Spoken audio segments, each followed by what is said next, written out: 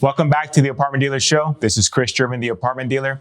And today we're bringing you our year-end market overview, what just happened in 2020 when it comes to all things apartments, and what can that tell us about what we can expect as investors, as landlords come 2021.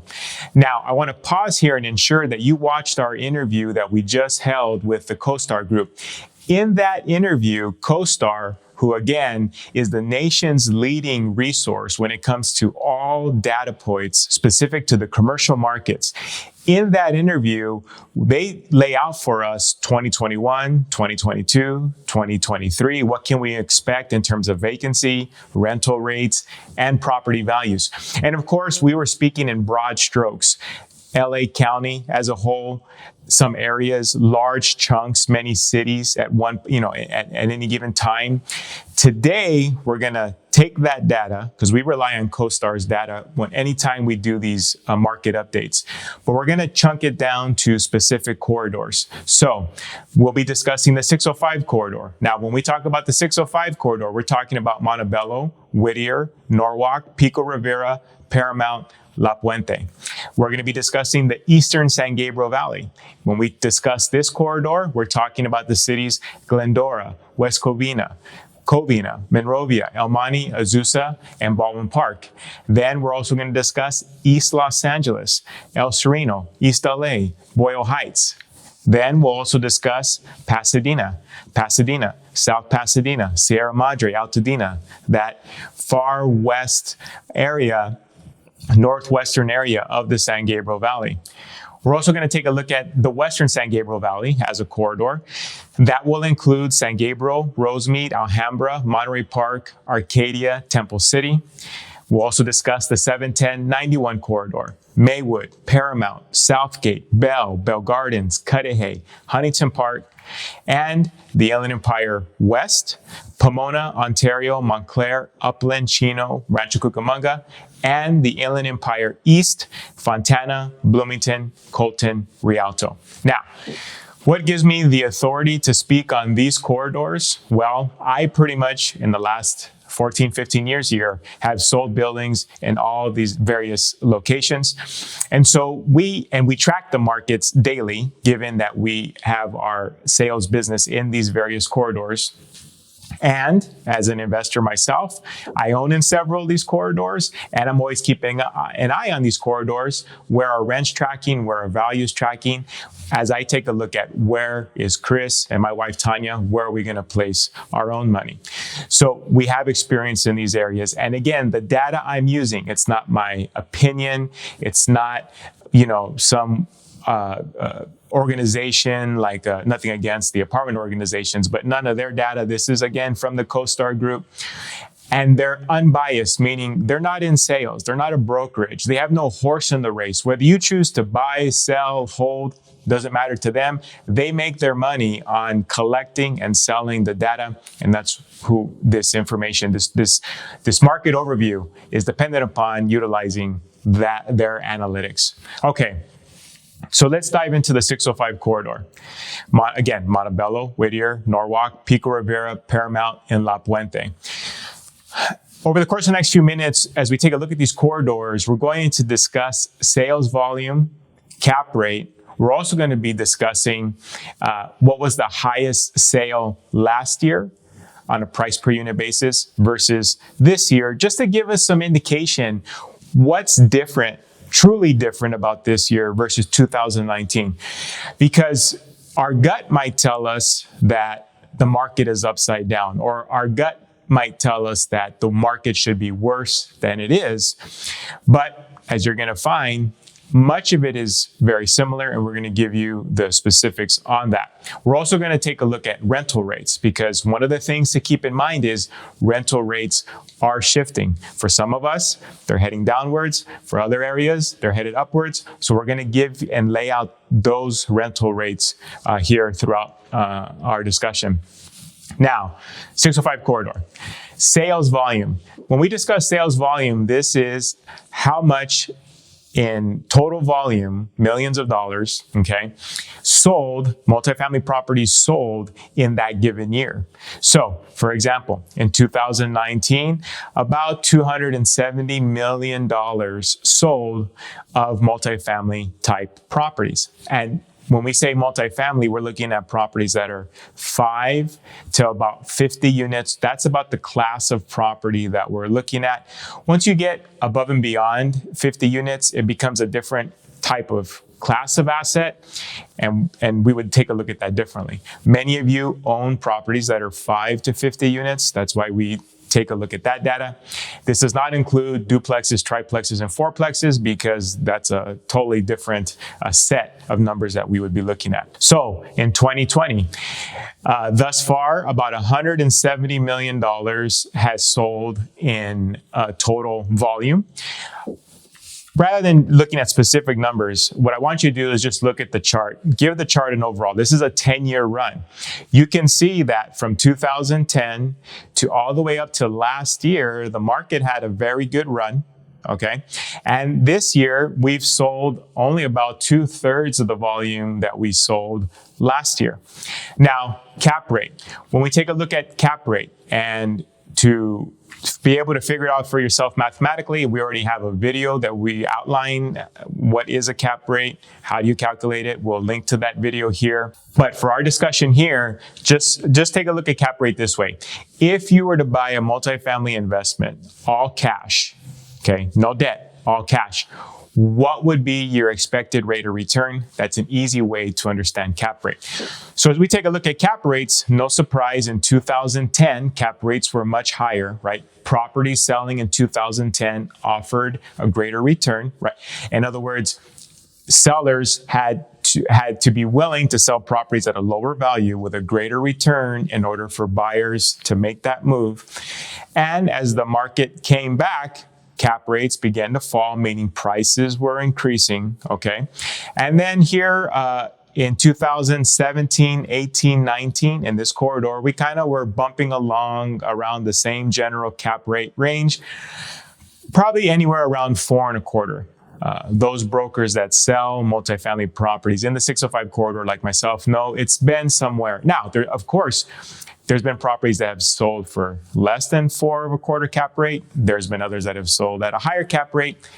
This is giving you what the average is.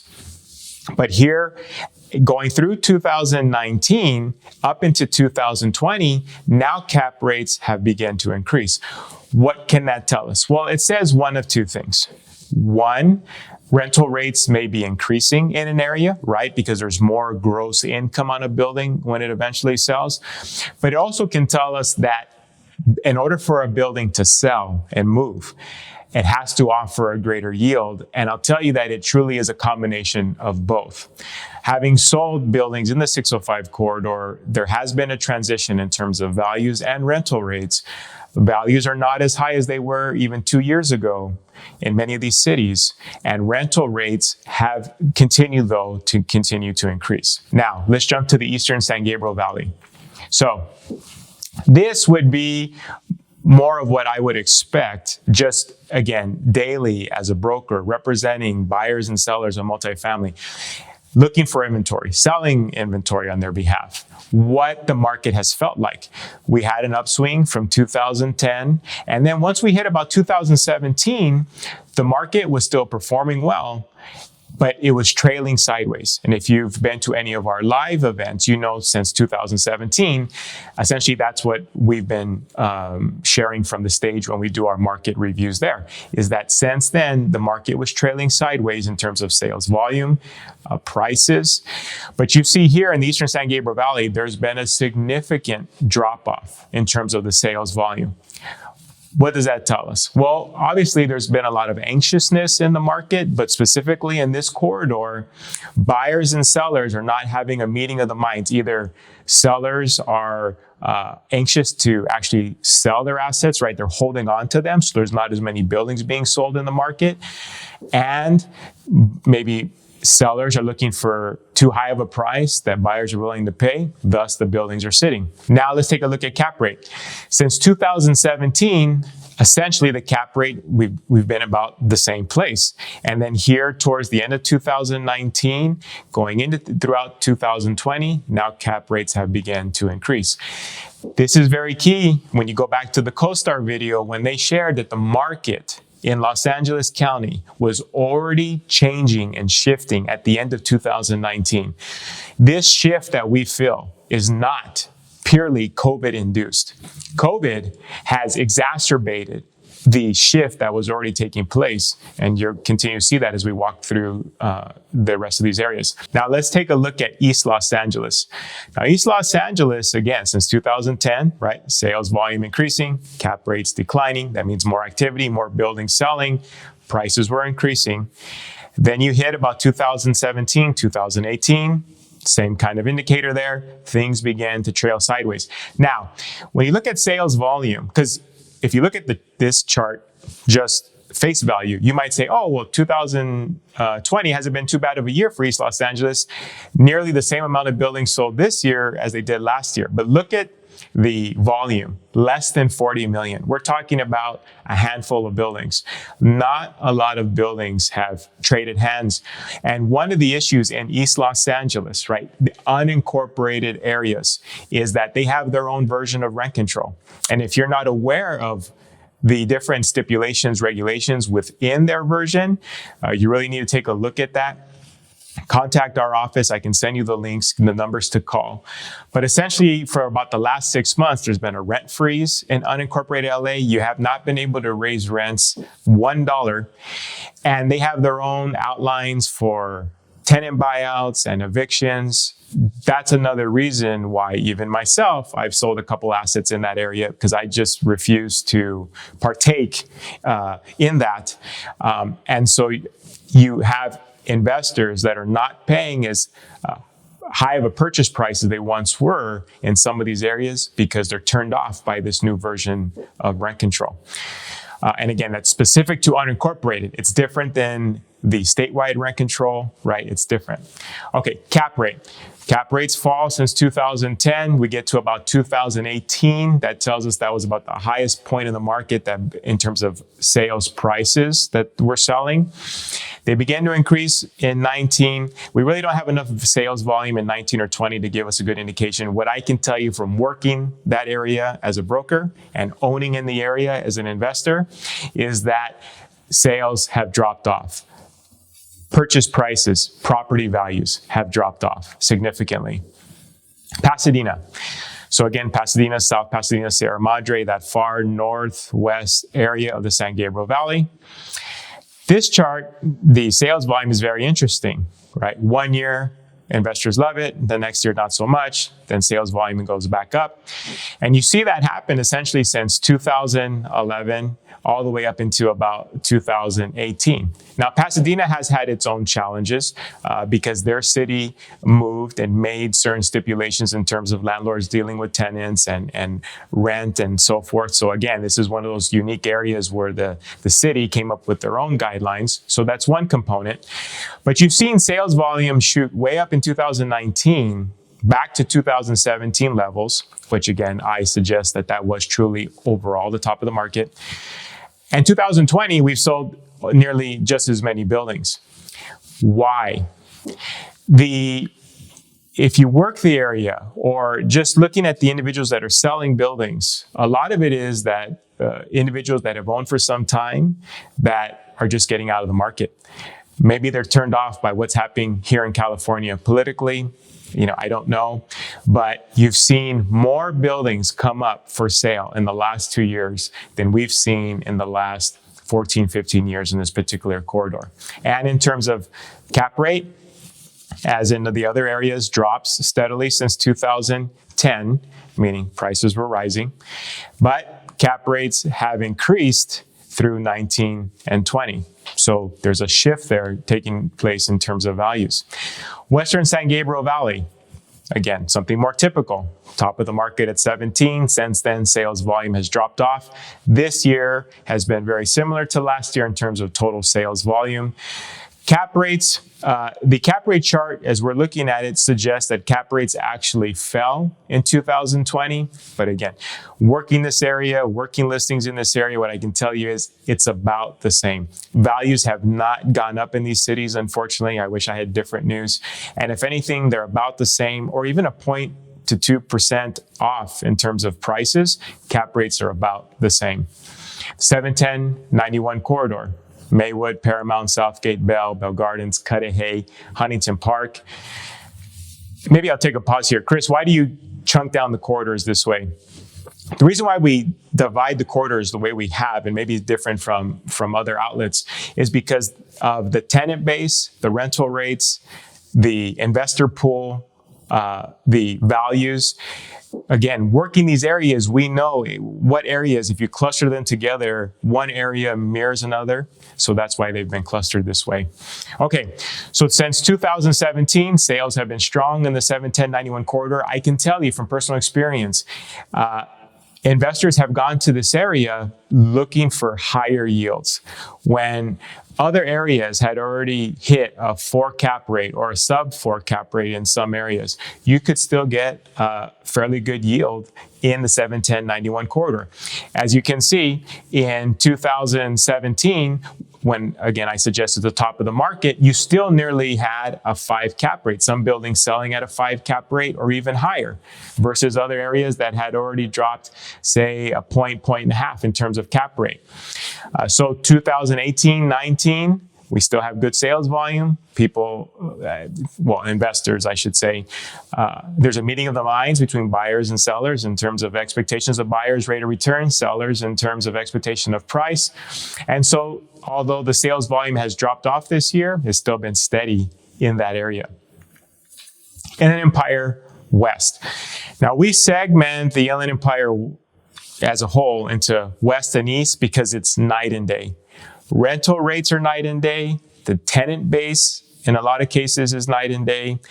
And it really is a different investor pool, truly, that looks at the cities that we've coupled together in the Inland Empire West versus those cities that we've coupled together in the Inland Empire East. Inland Empire West. Since 2013, historically, sales volume has been good in the area. This is another area where, if you take a look at cap rate over time, investors who were maybe selling assets in the San Gabriel Valley or another corridor to the west of the Inland Empire came to the Inland Empire chasing a higher yield. And the cap rate, even through the top of the market till now, still has been a very good rate of return. On average, let's say about a 5% cap rate that buyers could enjoy. So when we look at the sales volume, 2019, 2020, actually sales volume is up this year, but keep in mind, we're not talking about a lot of sales volume here, right? 40 million, sub $40 million total in sales. That's not a lot for a corridor. Many of these properties that sold the last couple of years, my partner Deepan Shaw and I actually sold. And so, of course, we track this market, just not a lot of sales, not a lot of inventory, not a lot of properties that have been available in the Inland Empire West. Inland Empire East, so Fontana, Bloomington, Colton, that area, you see that sales volume has never been significant. 2017, you see a big shoot up in sales volume, and then declines from there. Again, we're talking about less than $15 million in sales volume. Number one, there's not a whole lot of buildings, multifamily properties, 5 to 50 units in this corridor, number one. And number two, historically, not a lot sell. And if you take a look at the cap rates here recently, again, you could enjoy, say, around a 5 cap. People from the West purchasing in the East, looking for a higher rate of return. Let's take a look at the 605 corridor. Now we're going to take a look at the highest price that took place in 2019 and what's happened here in 2020. Now, a couple of disclaimers. Number one, there's never two buildings that are exactly the same. Keep in mind, we're also comparing an entire corridor. We're not taking an individual city. So in some of these examples, you have the highest price in 1 year in one city, and in the next year, our highest price per unit is in a different city. So there's some differences there, but there's also some commonalities. Again, those being asking rental rates, tenant base, and so forth, property values. Okay, so in the 605 corridor in 2019, the highest price per unit building that sold was this building here on Franklin, sold for $354,000. Now, the investor, I'm sad to report, who bought this building overpaid because that's a very high price for that property and the class of asset and the location. But the seller did well, okay? $354,000. Take a look at this year in 2020. The highest price per unit in that corridor is this building here that sold in Bellflower, $346,000. What the comparison here, what I want you to focus on though, is there's not much of a difference. And we find that in most of the corridors. 2020, even with the health crisis and everything else that's gone on, and eviction moratoriums and issues with rent collection, not as much sales volume as we had in 2019. But at the same time, those buildings that did sell this year sold for very similar prices as we would have expected in January. Take a look at the Eastern San Gabriel Valley. This building here, which we're proud to say the apartment dealer, we sold this building. So in 2019, highest price per sale in Monrovia in the East San Gabriel Valley corridor, $375,000 per unit. This year, highest price per unit that sold in that corridor. We also sold this building. I just closed this building for a client of mine maybe less than 3 months ago, $366,000 per unit.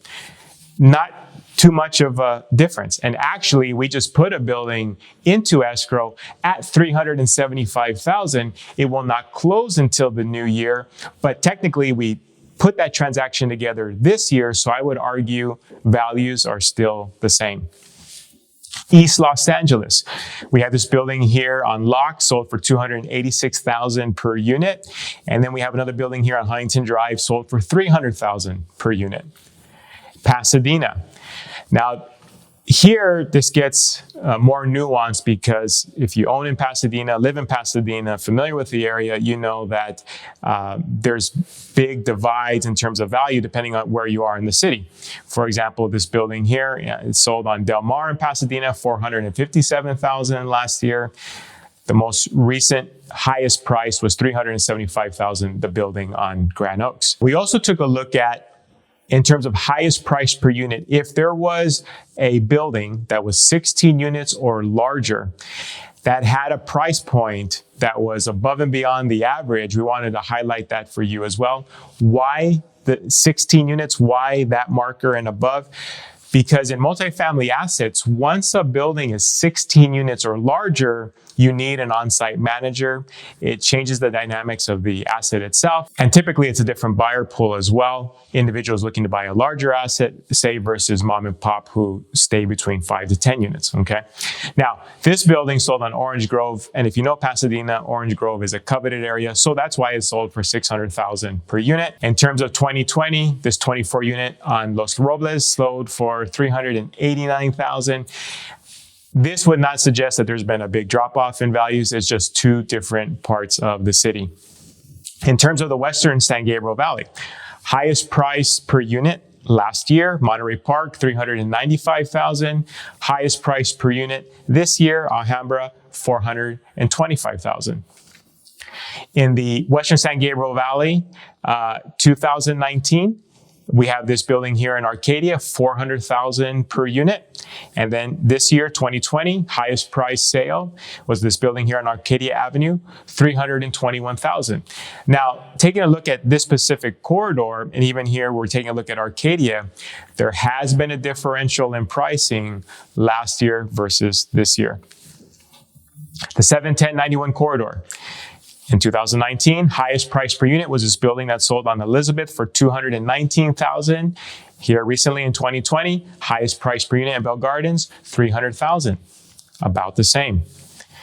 Inland Empire West in 2019, this building sold in Rancho Cucamonga for $268,000. Now, one thing to know about Rancho Cucamonga, there's very few multifamily properties that are between 5 to 50 units. Rancho Cucamonga was a master plan community. Most of the multifamily assets in this area are, these 100, 200 unit type properties, institutional quality. So when something does come available in Rancho Cucamonga, it pulls a high price. Then same corridor, 2020, highest price per unit that sold was this building here on Kingsley and Pomona. My partner Deepan and Shaw and I are the brokers who sold this building for our client. Highest price per unit in Pomona, $250,000. Who would have thought that Pomona would hit that price per unit when 10 years ago things were trading, say, at $115,000 per unit. Now, as an update, the highest price per unit, it's actually this sales recording as we record this video, is this 5-unit building that sold in Ontario for $1.4 million.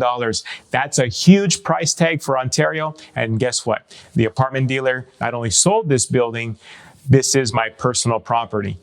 Now, how in the world did we fetch $280,000? Well, the brokers involved were pretty good, but it's all about the improvements that went into this property.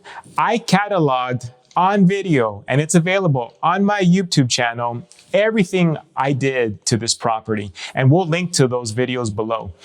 But if you're looking to see how can you increase your rental rates, it's addressed in those videos. With rent control, with tenants in place. We had tenants in place, rent control was coming. We vacated the entire property. We brought everything to market. That was a key component. But then also, since we had the building vacant, did we just put lipstick on it? No, we went through and put substantial improvements into the property, and that drove the value up. So we did very well there. And again, if you're looking for tips on how to increase the value of your properties, a lot of it is laid out in those videos. Inland Empire East in 2019, highest price per unit, $236,000. Now, that's in Fontana. That's a very high price per unit. Buyer probably overpaid for that property. Hey, but seller made out like a bandit, as they say. 2020, I'm sad to report that the highest price per unit was $120,000. This building sold in Fontana, $120,000 per unit. Couple things about this deal. Number one, it was never on the open market. That's a challenge to get a high price when the building is not marketed for sale. There's many investors who say things like, well, I don't want to list my building for sale, but please bring me an offer. The problem with that scenario is that who's to say whether I bring you an offer, another agent brings you an offer, it's the highest price that the market would bear. 9 times out of 10, it just does not work out. The only way to ensure that you're not leaving any money on the table in terms of when you sell a property is when it's being sold, you have to utilize multiple marketing channels, not just MLS and LoopNet. Okay, there's only a handful of investors looking at those sites, but all the various marketing channels that are available today, given modern technology, to ensure anyone that has the money and capability to buy knows that your property's for sale. That was problem number one. Problem number two, the agent who represented the seller also bought this building himself. Marcus and Millichap agent. All I can say is that building had to easily be worth $150,000, $60,000, maybe even $170,000 per unit, especially when the year prior, the highest price per unit was $236,000. I'll let you decide for yourself. In the Inland Empire East, when we take a look at a building that was 16 units or larger, there was a 28-unit building here that sold in Rialto, $121,000 per unit. Pretty high, if you know Rialto values. Pretty high price there. And then in 2020, we have this 18-unit building that sold in Fontana for $147,000. Now, let's transition to rents. So we've taken a look at sales volume. We've taken a look at cap rate. Okay, how many deals are selling? What's the activity level? How have that property values been trending over the course of the last 10 years? We took a look at 2019, 2020 in terms of highest price per unit. That's not always an indicator of what your building is worth, but it's one of the 4 major indicators. We have videos on how to evaluate a multifamily property on our channel as well.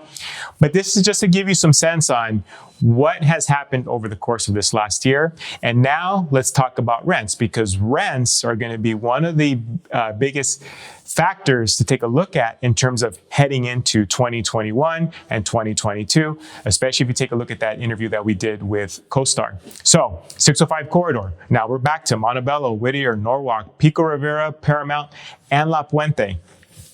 You can see here, and what we'll do is you can contact my office. I don't mind sharing these slides with you in terms of the rental rates so that I don't have to tell you each studio, one bedroom, and so forth. But again, at a glance, you can see that over the last 5 years, these rents are done in a 5-year run. We've driven rents up significantly in all corridors. I mean, take a look at a 3-bedroom in this corridor in 2015. Average rent was about $1,840. Today, $2,400. You take a look at the eastern San Gabriel Valley, okay? You take a look at a 3-bedroom, $1,295 5 years ago, $1,795, right? So again, as you've seen rents rise, we also saw values increase during this same run. In the East Los Angeles area, you take a look at something like a 1-bedroom, started out at $810 5 years ago. Today, $1,495, and I can attest to that. I just rented a 1-bedroom in this corridor we rented a 1-bedroom, I take that back, for over $1,600, but because we do substantial improvements to our units, we typically get above market. But even on average, if you had an average unit, $1,495 for a 1-bedroom in East LA, who would have thought? When you take a look at Pasadena, you take a look at, say, like a 2-bedroom starts at $1,314, today about $1,650. Going back to the Costar interview, Pasadena is one of the areas where rents are starting to drop. In general, okay, one thing we learned from that interview was that studio apartments, 1-bedroom apartments, rents are falling because people are looking for more space. More people are staying home, right? We can't go out and do much today. So they want more space, or many people are working from home, so they need an extra bedroom. So now they've gone from a 1-bedroom to a 2-bedroom. Western San Gabriel Valley, I mean, you take a look at a 3-bedroom, okay? $1,810 5 years ago, $2,600 here this year. That tells you exactly that people are looking for more space. And again, I know I'm going quickly. Contact me. We can get you these rents. Now, I'll go one step further for our personal clients, because I can't do this for everyone, but for our personal clients, if you want a rent survey specific to your property in your city, right? Because these rents are based upon entire corridors. We'd be glad to prepare a rent survey for you. And what this rent survey will lay out for you is what are the neighboring properties in your city asking for studios, 1-bedrooms, 2-bedrooms, 3-bedrooms, and it'll give you some sense of should you come across a vacancy. Unfortunately, many of us are going to have vacancies in the coming months given the issues with rent collections, but at least you'll know what to ask, how to be competitive, and watch our videos so you know when you get that vacancy, what improvements to make so you can get 15-20% above what the average asking rent is. 710-91 corridor. You take a look at something like a 1-bedroom, a studio, $600, now $1,195, right? Just in a 5-year run. In the Inland Empire West, 3 bedrooms shoot from $1,644 5 years ago to $2,250 today. Keep in mind, from the interviews we've done, people are heading east, and the Inland Empire is one of the few areas that even during the course of this year, with all the mess going on, while other areas now are seeing an uptick in vacancy and rental rates falling, the Inland Empire, vacancies are actually falling, and rental rates in all bedroom types, from studios to 3-bedrooms, they're increasing actually currently at this time. Very unique situation in the Inland Empire. And in the Inland Empire East, you take a look at something like a 2-bedroom. It starts out at $984 5 years ago. Today, we're at $1,550. In some cases. So I hope this information, this data is helpful.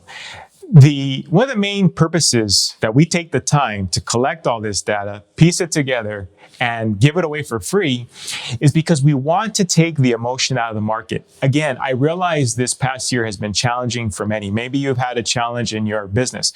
Maybe you're currently having a challenge with your tenants. Now you're starting to see, maybe you were collecting 100% and finally you got that 1 or 2 tenants that's claiming, that they can't pay rent at this time. We are currently seeing an uptick of that right now at the recording of this video. 3, 4, 5 months ago, we were proud to say that, hey, on average, landlords were collecting about 95% or better of the rents, even though we thought it was going to be worse. And we thought it would have gotten better going forward. It actually is getting worse the last 2 to 3 weeks here.